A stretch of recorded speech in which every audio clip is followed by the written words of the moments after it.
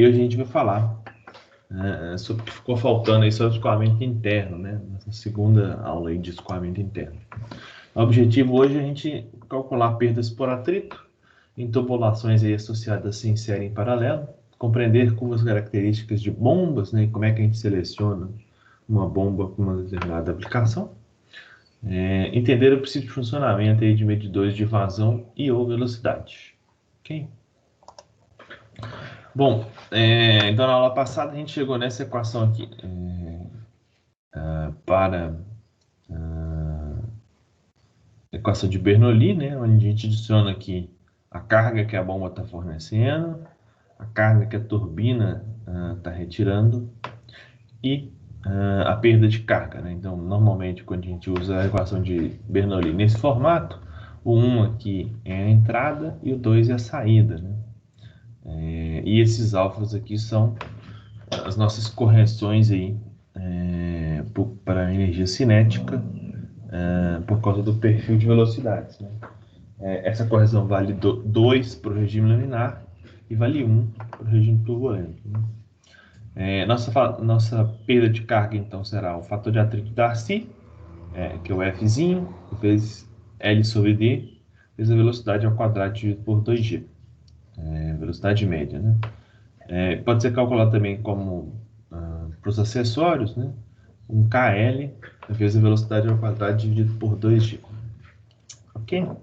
Bom, e se a gente tiver, então, duas tubulações associadas em série? Ou seja, o que é uma associação em série? O fluxo, né, vai passar pelos dois componentes. Então, aqui o fluxo de água vai passar pelos dois componentes. O pessoal da engenharia elétrica aí tem muita afinidade com essa parte de associação em série em paralelos, porque eles fazem algumas disciplinas aí de análise de circuitos. Tem várias associações aí, eles estudam a fundo essa parte de associação em série, etc. Então, na associação em série, aqui na mecânica dos fluidos, né, nosso fluxo é a vazão de água, né? Normalmente vazão mássica, como a gente está trabalhando com escoamento incompressível, né? Pode ser também vazão volumétrica. Então, quando eu tenho associação em série, os dois fluxos são iguais, a vazão que passa no trecho A é igual à vazão que passa no trecho B. Logo, né, a diferença de pressão que está associada aqui à perda de carga, né, tem que se somar, né? Na diferença de potencial a gente soma. Então nós vamos somar aí a perda de carga total no trecho 1, 2, né? É a soma do trecho A mais a soma do trecho B. Ok? Se eu tiver associado em paralelo, né? Bom, aí nós vamos ter uma vazão, um fluxo, né? Passando diferente em cada braço aqui, em cada trecho da minha tubulação. Assim como e aí no final elas vão se somar, né? Então a vazão que entra em A tem que ser a soma aí da que passa nesse trecho aqui, 1, com a que passa no trecho 2, ok? Nesse caso aqui, como os dois estão no mesmo, a mesma vazão, não é a mesma vazão que está passando nos dois, nós vamos ter a mesma diferença de pressão. Então a pressão no ponto A menos a pressão no ponto B vai ser enxergada aí, né? Vamos dizer assim, pelos dois trechos de tubulação. E essa diferença de pressão está associada à perda de carga, né? Então nós podemos igualar a perda de carga nos dois trechos, né? Então a perda de carga no trecho 1 vai ser igual à perda de carga no trecho 2. Posso resolver essas duas equações aqui para velocidade. Então a minha razão de velocidades no trecho 1 e 2 é a raiz quadrada aí do F, F2 sobre F1, L2 sobre L1, D1 sobre D2. Então, os Ds aqui são invertidos, né? Porque eles estavam aqui no denominador. Posso calcular a vazão também, né? Multiplicando cada região aí pela sua área, né? Se eu multiplicar pela área aqui da seção 1 e aqui embaixo pela área da seção 2, né? Imaginando uma seção circular, eu posso então multiplicar por π de 2 sobre 4. O π vai aparecer embaixo, em cima, e o 4, né, embaixo, em cima do numerador e do denominador. Eu posso cortar. Ficamos aqui com d1 ao quadrado dividido por d2 ao quadrado vezes esse termo que a gente encontrou aqui anteriormente, né? E nesse caso aqui, as vazões então se somam, né? A vazão em B que é igual a vazão em A, né? Tem que ser a soma do braço 1 com a soma do braço 2. Ok? Bom, como é que a gente faz para a gente selecionar uma bomba, né? Eu fui lá, calculei, a gente fez até um problema em vídeo, se eu não me engano, eu acho que é o exemplo 4, onde a gente vai calcular uma bomba, nós calculamos qual que é a potência e qual que é a altura, o H da bomba, né? Uma vez de posse da vazão, potência e o H da bomba, né? Na verdade, a vazão e o H já é suficiente, né? Nós podemos selecionar uma bomba, né? Então, normalmente, o fabricante de bombas, né? Ele disponibiliza um gráfico típico para seleção de bombas, né? Aqui esse gráfico mostra vários modelos de bomba, né? Cada um com a sua região de funcionamento, né? Então, por exemplo, essa CAN W4, né, vermelha, se eu encontrar um ponto, marcando X a vazão e o Y aqui a altura, que cai dentro dessa região aqui, marcada aí como CAN W4, né, eu posso utilizar essa bomba. Se esse meu ponto XY cair dentro aqui desse CAN W10, eu vou usar essa bomba e assim sucessivamente, né? Eu marco um ponto, né, X, vazão, e Y, altura manométrica, encontro aqui qual dessas bombas que podem me atender. Evidentemente, tem regiões aí que tem mais de uma opção, né? Por exemplo, se eu cair nesse ponto aqui, ó, eu podia usar esse padrão 5130, posso usar esse padrão 645, que é o laranja, posso usar o azul, que está no fundo aí, o roxo, sei lá, que é o padrão 2750. Então, tem mais opções aí para atender a minha necessidade.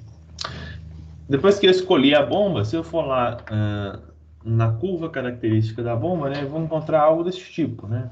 Então, é comum o fabricante colocar aqui alguns modelos no mesmo gráfico. Então, nesse gráfico aqui, pode ser utilizado para obter as curvas desses três modelos, né? 650, 620 e 420, com as seguintes potências, né, de referência, né? Então, o motor elétrico, ele tem, para essa bomba, tem 4 CV. Não necessariamente a bomba vai operar com 4 CV, ela pode operar com uma potência um pouco diferente, né? Então aqui eu tenho as curvas que mostram qual que é a altura manométrica que a bomba pode fazer em função da vazão, né? Então normalmente essa escala de vazão que está no segundo gráfico aqui é a mesma desse aqui, né? Então essa linha aqui vale 15, essa aqui vale 20, 25, etc. Então, de posse da vazão, eu posso aqui encontrar quanto que vale a minha altura manométrica. E de posse da vazão, também posso calcular aqui quanto que vale o rendimento da bomba, que fica mais ou menos nessa faixa aí, ó. Uma bomba média, né? Assim, com essas potências aqui na ordem de 4, 50, 5 CV, né? Vão estar com rendimentos máximos aí em torno de 50, 60%, não mais do que isso. Se for uma potência muito grande, né, da ordem de 100 CVs, você consegue encontrar bombas com rendimento um pouquinho melhor, né? Porque como a bomba é mais cara, né, existe uma margem maior aí para você conseguir investir e obter eficiência aí na bomba. Para a gente definir qual que é o ponto de operação, né, nós precisamos obter qual que é a curva do sistema, né? A nossa perda de carga é proporcional à vazão ao quadrado, né? Então nós vamos ter uma curva quadrada, que é a velocidade ao quadrado, logo a vazão ao quadrado, que é uma curva quadrática. Então, onde que ela encontrar com a curva da capacidade da bomba, será o nosso ponto de operação, né? Então nós podemos obter aqui este ponto de operação cruzando aí a curva da bomba com a curva do sistema. Ok? É comum também a gente ter tabelas, né, com os em vez dessa curva aqui, valores tabelados, né, para facilitar a consulta. E aqui tem uma informação interessante, né? Ele marca aqui algumas quadradinhos, né? Então nesse modelo aqui 620, ele fala que para essas alturas aqui, né, que é 28, 30 e 32, não é recomendado operar com essas alturas manométricas, porque com baixas alturas manométricas a bomba vai ter altas vazões, e isso vai gerar aí potências acima da capacidade do motor elétrico. E isso pode gerar sobrecarga aí e queimar o motor. Ele fala aí que nesse caso aí não há cobertura da garantia do fabricante. Ok? Então, selecionar uma bomba é uma tarefa assim bem fácil, né? Não tem muito mistério. Bom, agora a gente vai falar um pouco sobre medição de vazão e velocidade. Então, nós temos alguns medidores aqui que nós vamos estudar na aula de hoje, né? Principalmente porque alguns deles, né, esses 4 primeiros aqui, a gente precisa conhecer a equação de Bernoulli ali, aplicar ela para escoamento interno, para a gente entender aí como a gente chega na equação utilizada para medir vazão com esses 4 medidores, né? E nós vamos ver também esses outros 5 finais aqui, são medidores muito utilizados também, né? Não estão todos os medidores aqui, existem outros medidores de vazão aqui, que nós não vamos abordar, mas já dá para a gente ter uma ideia geral aí de como é que quais são os dispositivos de medição de vazão disponíveis. Primeiro, a gente tem o tubo de Pitot, né? O tubo de Pitot pode ser utilizado para medição de vazão dentro de tubulação, mas pode ser usado também para medição de velocidade, né? Bom, vamos imaginar, o tubo de Pitot consiste de uma sonda, né? Um corpo que tem aqui um orifício. Esse orifício ele vai ficar apontado para o escoamento, de forma que a velocidade vai forçar aqui o fluido entrar dentro deste orifício. E aqui a gente tem, por exemplo, um manômetro em U para indicar a diferença de pressão, né? Esse outro braço aqui, o braço esquerdo do manômetro, né, tá ligado nessa região aqui, mais de um azul mais claro, que está conectada aqui nas laterais dessa sonda, que tem a mesma pressão aqui do escoamento. Porém, a velocidade, né, o fluido não consegue entrar dentro desse... não tem a direção correta para entrar dentro dessa câmera, né? Então, o fluido vai entrar aqui só por diferença de pressão. Bom, se a gente aplicar, então, a equação de Bernoulli para essas duas regiões, né? Aqui, uma região aqui, a entrada do meu tubo de Pitot, e a outra região aqui, onde a gente tem essas entradas laterais. Chamar essa região aqui de 1, essa aqui de 2. Nós podemos, como eles estão no mesmo nível, né? Na mesma altura, nós podemos cortar aí o nosso Z, né? É igual dos dois lados, nas duas faces. Como eu acabei de comentar, né? Nessa face 2 aqui, a velocidade não tem direção para poder entrar, o escoamento não tem direção para entrar dentro daquela câmara ali, então a velocidade também é zero. Ficamos só com esses dois termos que podem ser organizados da seguinte maneira, né? Velocidade, então, será raiz quadrada de 2 vezes a diferença de pressão sobre o ρ, né? Então, essa é a equação aqui que relaciona a diferença de pressão no tubo de Pitot com a velocidade do escoamento. Se eu quiser calcular a vazão da tubulação, basta multiplicar pela área aí, do escoamento, né? Pela área onde o fluido está passando. Ok? O tubo de Pitot também é muito... As aplicações mais fáceis da gente notar aí no tubo de Pitot são na aviação, né? Então aqui a gente tem nos aviões os tubos de Pitot utilizados para medir a velocidade do avião, que devem ter uma série de procedimentos para manter a entrada aqui do do ar no tubo de pitot limpa, né? Para não afetar a medição. E nos carros de Fórmula 1 a gente também tem um tubo de pitot para medir velocidade. Aí no carro de Fórmula 1 a gente tem duas medições de velocidade, né? Pela roda e pelo tubo de pitot. E se houver uma diferença muito grande entre as duas, o carro pode aí, de maneira automática, diminuir a aceleração, né? Evidentemente, isso tem a ver também com as regras lá da Fórmula 1 de tecnologia, de direção assistida, né? Eu não tenho certeza se hoje em dia ainda é permitida a utilização do tubo de pitot para fazer desacelerar automaticamente se as rodas estiverem patinando. Okay? Mas já foi usado na Fórmula 1 esse tubo de pitot. Bom, agora a gente tem então a placa de orifício, o bocal de medição e o tubo de Venturi, né? Então, esse primeiro desenho aqui é da placa de orifício, o segundo aqui é o do bocal de medição e o terceiro aqui é o tubo de Venturi.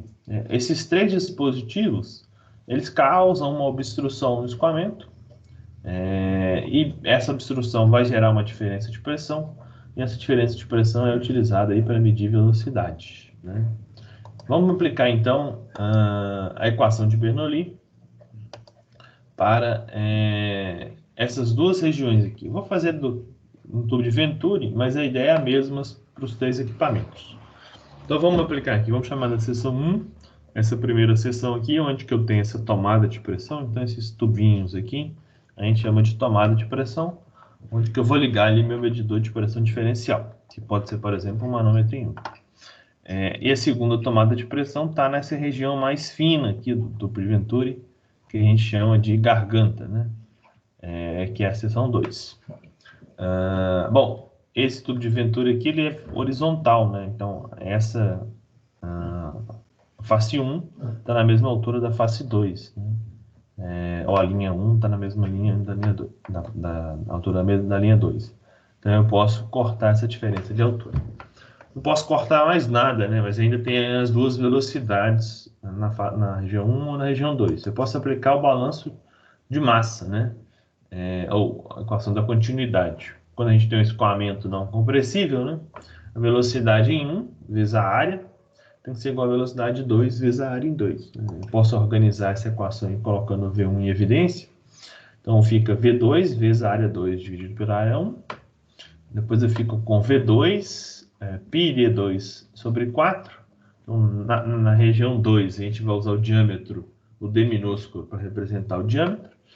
E na região 1, que é a região da própria tubulação, nós vamos usar o d maiúsculo para indicar o diâmetro. Então, π d2 sobre 4. Né? Essa razão aqui entre o diâmetro menor e o diâmetro maior é comumente chamada de beta. Então, minha velocidade, como eu posso cortar o π com π, o 4 com 4, né, eu vou ficar só com esse diâmetrozinho sobre o diâmetrozão. Isso está elevado ao quadrado, né? Então eu tenho beta ao quadrado. Quando eu substituo aqui na equação de Bernoulli, né, a minha velocidade 1 está ao quadrado. Então, meu beta que já estava ao quadrado, eu elevo ao quadrado de novo. Passamos a ter aí beta quarta. Como eu cortei o meu G, todos os termos aqui estão divididos pela gravidade. Posso cortar também. Então, chego nessa expressão que está aqui. Posso colocar, então, meu V2 em evidência. Então, passo P2 para lá, negativo. Esse V2 aqui que está multiplicando beta passa para cá, fica negativo. Eu tenho V2 ao quadrado aqui e V2 ao quadrado aqui. Eu posso colocar em evidência, né? Aqui eu tenho multiplicando 1. Aqui eu tenho multiplicando menos beta quarta. Se eu colocar, então, a minha velocidade em evidência, nós chegamos que a velocidade 2, né, que é a velocidade ali na garganta, né, na região onde eu tenho o diâmetro menor, é raiz quadrada de 2 ΔP vezes dividido por ρ 1 menos beta quarta. Ok? Bom, essa aí seria a nossa velocidade. Posso calcular a vazão multiplicando, então, a velocidade pela área, né? Então, se eu multiplicar aí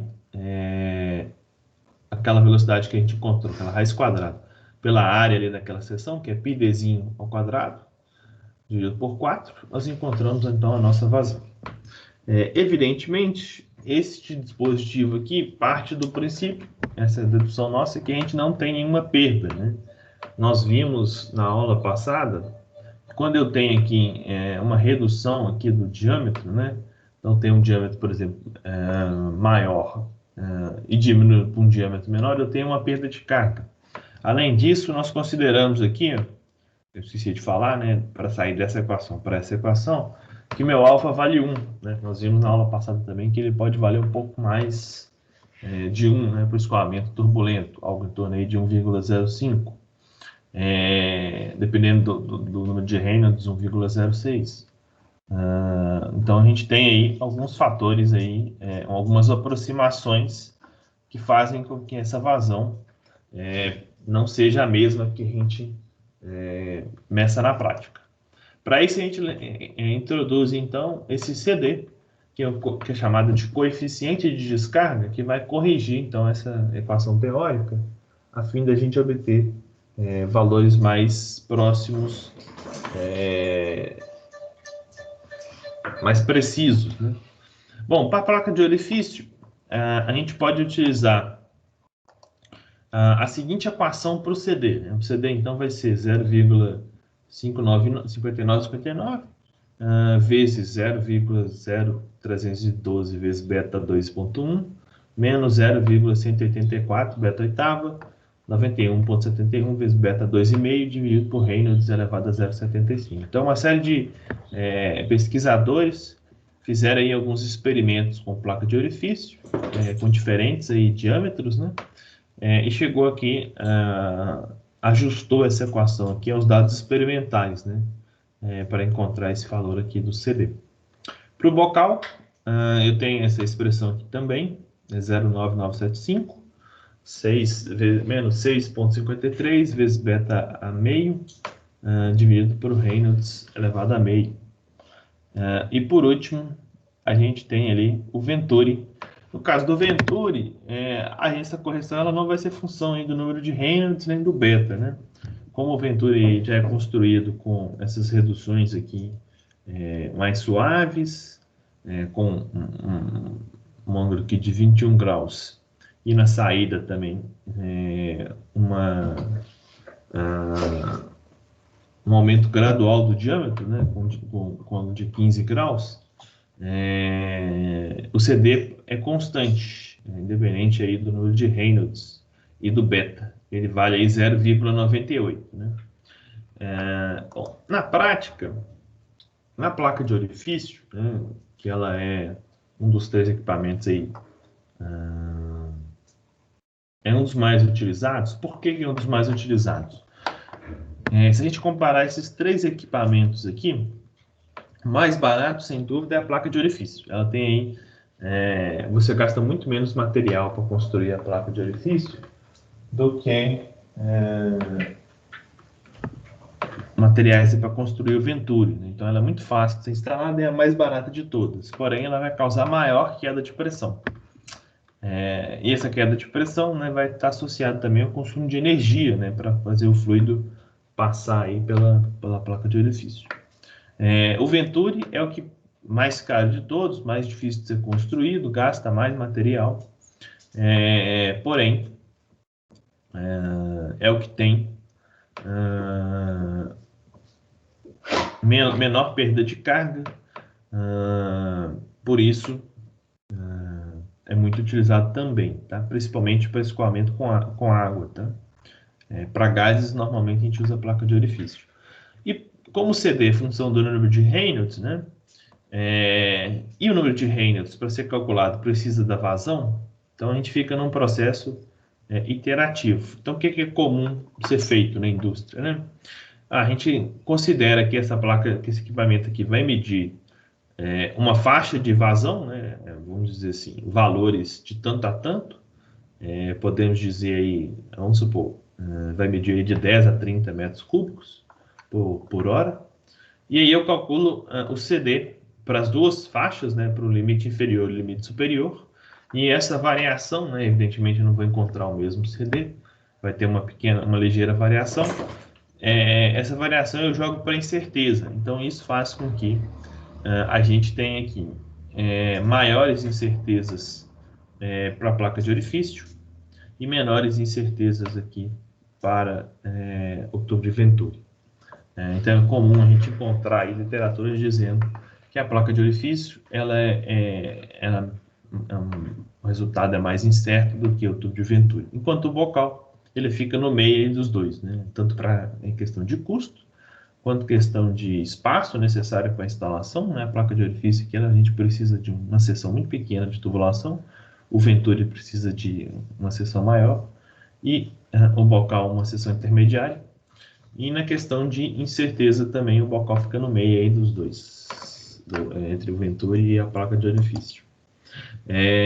A placa de orifício, de fato, né, depois que o fluido passa pela placa de orifício, ele tende a reduzir ainda mais a seção que passa, por causa da região aqui vai formar vórtices aqui, né, o fluido vai ficar preso, girando aqui. E por isso nós vamos ter uma região aqui que vai forçar o escoamento para um diâmetro ainda menor, né? Esse Dzinho linha aqui é menor do que o meu D. Por isso, a gente tem valores aí do coeficiente de descarga bem pequenos, da ordem de 0,6, né?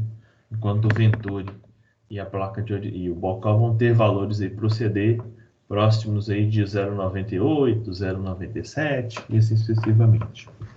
Por causa dessa região aqui onde o diâmetro reduz, que é chamado de vena contracta, dependendo da posição onde que eu coloco o meu medidor diferencial de pressão, eu vou ter valores diferentes para o coeficiente de descarga.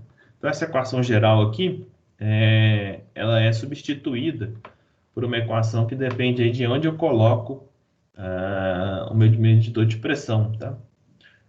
Nesse caso aqui, se eu não me engano, é meio diâmetro depois da placa de orifício, está desenhado, né? E um diâmetro antes da placa de orifício. Eu poderia ter instalado aqui no flange, tomadas de canto. Então, nesse caso aqui mostra, por exemplo, como é que eu instalo uma tomada no flange, né? Então, eu coloco aqui a minha tubulação que vai para o manômetro diretamente aqui no meu neste disco, né, que permite eu juntar as duas tubulações, fazer o sanduíche, né, de tubulações com a placa de orifício no meio. Então, esse disco aqui é chamado de flange. Então, essas tomadas no flange é uma das estratégias que a gente pode utilizar para medir pressão. Então, quando eu tiver diferentes posições, né, eu vou ter diferentes coeficientes de descarga. Então, se a gente for utilizar a norma e a placa de orifício na placa, é recomendado aí vocês utilizarem não essa equação aqui para o CD, mas uma equação um pouco maior, que tem aí, essa aqui tem 4 termos, né? A equação da NBR 51, ISO 5167, deve ter aí uns 10 ou 12 termos, né? Por isso que eu não coloquei ela aqui, porque ela é muito grande e bem chata da gente utilizar, né? Dá trabalho para a gente utilizar ela. Então, nessa norma, que é a tradução da norma europeia ISO 5167, né, tem uma equação aqui que indica mais corretamente o coeficiente de descarga para a placa de orifício para diferentes posições aí que a gente instalar nosso medidor de vazão, tá? Bom, temos medidores de deslocamento positivo, né? Que recebem esse nome por quê? Né? No medidor de deslocamento positivo eu tenho várias câmeras, né? Nesse desenho aqui eu tenho 1, 2, 3, 4, 5 câmeras. Cada câmara possui um volume conhecido, né? Então ela vai ser preenchida pelo fluido, que normalmente está com pressão, então vai empurrar esse rotor e vai sair por aqui. Então, para esse rotor dar uma volta, né, eu preciso encher 5 câmeras dessa daqui. Se eu conheço a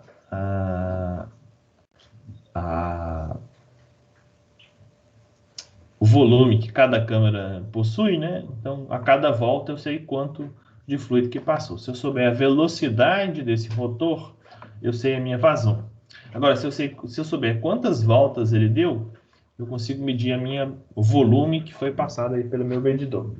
Esse princípio de funcionamento é muito utilizado aí no nosso relógio de água, né? Que a Copasa coloca na nossa casa para vender água para a gente. Ele usa esse princípio aqui. Tem uma história engraçada, porque antigamente esse relógio, ele era... a construção dele permitia que, se você colocasse, por exemplo, uma garrafa de água em cima do relógio, você ia apertar, vamos dizer assim, a parte que gira, né? E aí ele girar com mais dificuldade, né? Um peso em cima desse relógio permitiria que a água, um pouco de água passasse sem que o meu rotor girasse mesmo, né? Então isso fazia com que você gastasse mais água e o meu medidor medisse menos, né? Evidentemente, a companhia de água percebeu isso e já corrigiu esse defeito, mas mesmo assim, muita gente continua colocando aí a garrafa de água em cima do medidor.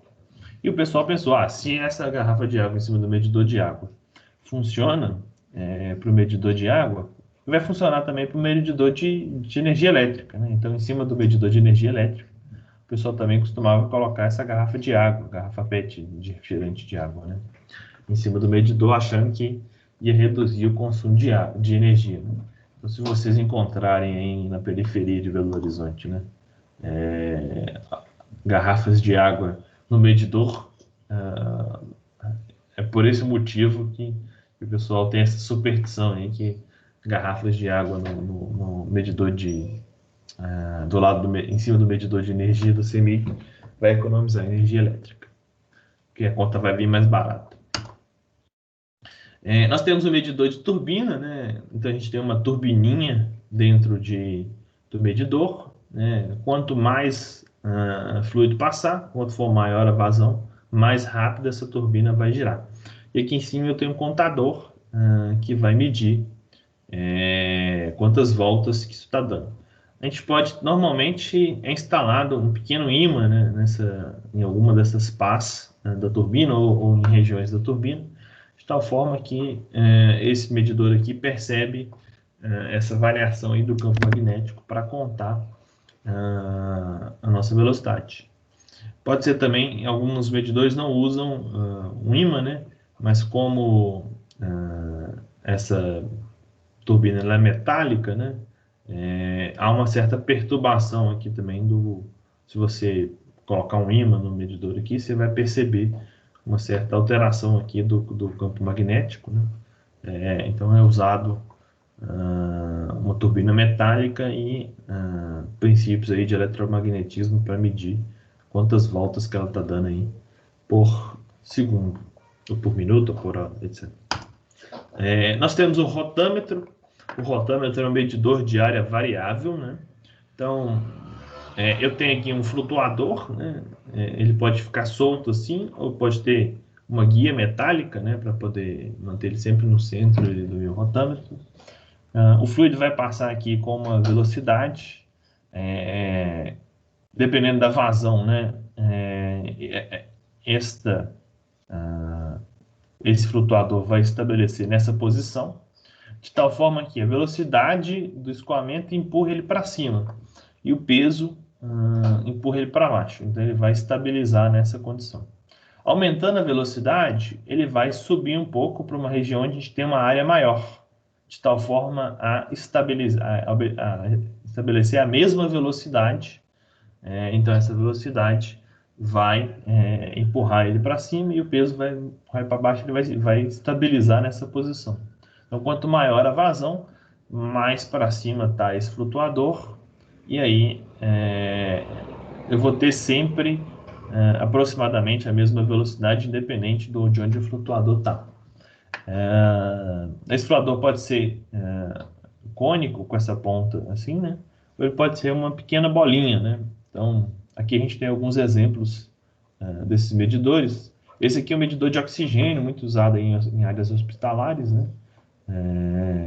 Então, usa uma própria bolinha para poder indicar a vazão. Essa bolinha não é de plástico, tá? Aqui ela está colorida, mas ela é metálica. E aqui eu tenho um medidor que usa esse flutuador aqui com um desenho muito característico, né, para poder tentar manter o melhor possível a linearidade da escala, né? Evidentemente, no início aqui da escala, a gente costuma ter uma escala não linear, mas o restante dela é linear. Então, uma desvantagem do rotama é a gente ter uma escala aqui não linear no início dela ali. Evidentemente, esse medidor, eu posso também colocar aqui algum dispositivo eletrônico para detectar a posição dele, né? Então, é comum eu ter aqui vários sensores que vão perceber se ele está em cada uma das posições, né? Se for, por exemplo, com um tubo transparente, assim como está mostrado aqui, né? Eu posso ter vários feixes de luz, né? Por exemplo, um diodo emitindo luz, e do outro lado, um elemento sensível à luz. Quando ele passar na frente desses sensores, eu sei quais sensores, qual a posição que ele está. Eu consigo aí transformar esse valor aí num valor de vazão. Agora, se for uma tubulação fechada, ou um fluido escuro, que eu não consigo enxergar, eu preciso usar aí outros recursos eletrônicos para detectar a posição deste medidor. Evidentemente, quando eu tenho que não consigo enxergar o medidor, né, fica mais difícil de usar o rotâmetro. Eu costumo, é comum a gente utilizar outro tipo de medidor. Eu posso ter medidores ultrassônicos, né? O medidor ultrassônico, eu tenho aqui 2 sensores, cada sensor é capaz aqui de emitir e detectar uma onda de ultrassom. Então, quando eu emito uma onda de ultrassom por este medidor, esse aqui vai receber essa onda. E esse aqui emite uma onda e esse aqui recebe, né? Bom, a velocidade, então, do fluido, ela é proporcional à distância, esse LW aqui, que é a distância entre os 2 sensores, o cosseno desse ângulo, né? E o tempo que eu demoro aí para entre a emissão da onda no sensor 2 e a recepção pela onda no sensor 1, T21, e a emissão da onda pelo sensor 1 e recepção pelo sensor 2, T12, né? E aí, se eu conseguir medir essas diferenças de tempo, né? Então, esses 2 sensores estão conectados aí no mesmo equipamento eletrônico para poder emitir e perceber que foi recebido a minha onda de ultrassom. Esse LW e o φ tem a ver com a geometria do medidor, então eu consigo descobri-lo facilmente. Posso escrever esse LW, inclusive, em função aqui de um ângulo complementar a esse φ, né? E aí eu chegar com o diâmetro. Então, eu consigo medir vazão aqui utilizando uma onda de ultrassom. Ok? Tem o medidor do tipo vórtice. Qual que é o princípio desse medidor? Se eu colocar um obstáculo, né, normalmente aqui, com uma face reta, né, igual estou mostrando aqui, num escoamento, o que vai acontecer? Vai acontecer a formação de vórtices. São regiões aqui onde o fluido fica circulando. Evidentemente, esse vórtice ele vai andando aqui para frente, assim sucessivamente. Então, o número de vórtices que é formado, ou a frequência que ele é formado, né, é proporcional à vazão e proporcional à geometria, né? Que tipo de obstáculo que eu estou colocando, qual que é o diâmetro da tubulação. Então, se eu tiver um detector de vórtice, normalmente é um sensor aí, pode ser um sensor luminoso, né? Que quando passa um vórtice, essa luminosidade ela dá uma diminuída, né? Se eu tiver escoamento sem vórtice, a luz chega mais forte aqui. Com o vórtice ela chega um pouco mais fraca.